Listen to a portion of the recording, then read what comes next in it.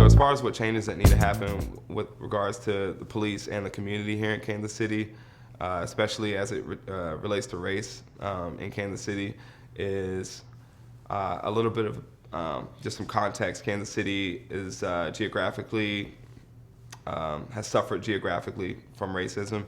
And so that means we've got different parts of town that are specific to certain subgroups. Particularly high density of poverty.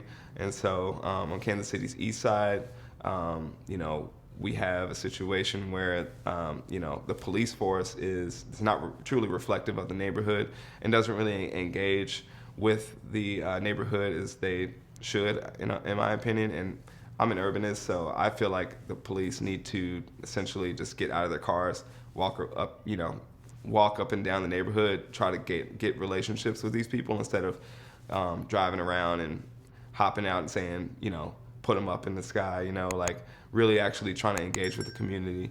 But the police are only a symptom of the real issue, which is, those dynamics that exist within our community. So, if we really want to get deep with it, I would say that we have to cross those boundaries, those geographic boundaries that are set us apart from east and west.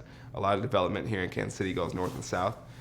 It needs to go east and west. And so I think when that investment happens, reinvesting in the people of those communities, then I think that, the police won't have to do as much work. And then, at that point, everybody can have a more positive relationship with those police.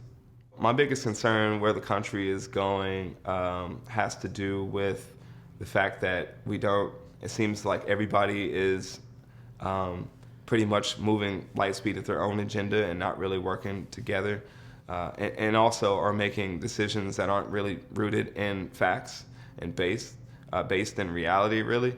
The reality is there's not a lot that differentiates us as human beings. Race is a social construct that was created to divide people.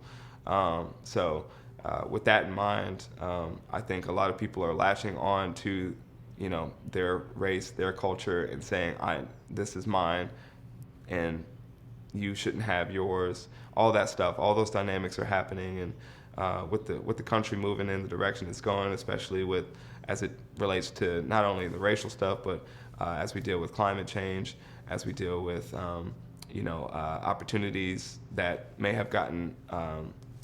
not exist because of the pandemic and how people are getting left behind, whether that's a home ownership not being affordable, whether that's schools not really serving the needs of the students that are having to go through the system.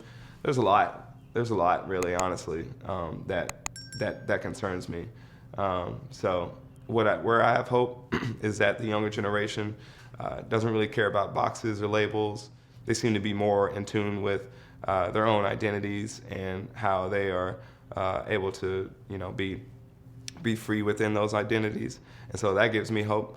I just hope that folks in the older generations and folks that are in their generations that don't really align with that can wake up and smell the roses. What up? My name is Kemet Coleman, and you're checking out 24/7 HH.